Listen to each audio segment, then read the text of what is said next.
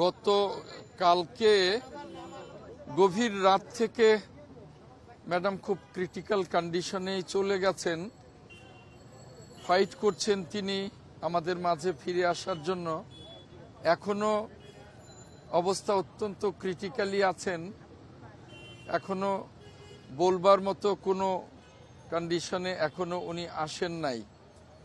সারা জাতির কাছে দোয়া চাই ম্যাডাম যেন আমাদের মাঝে ফিরে আসতে পারেন।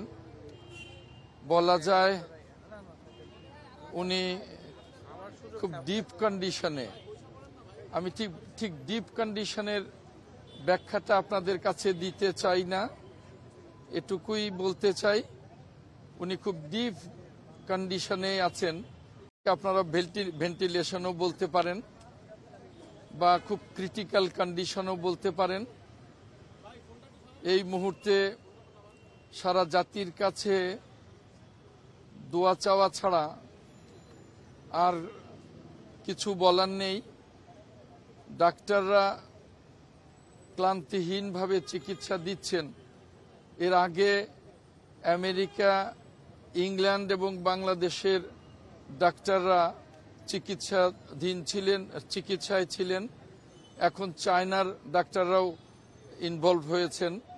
সকলে মিলে ক্লান্তিহীনভাবেই চেষ্টা করছেন।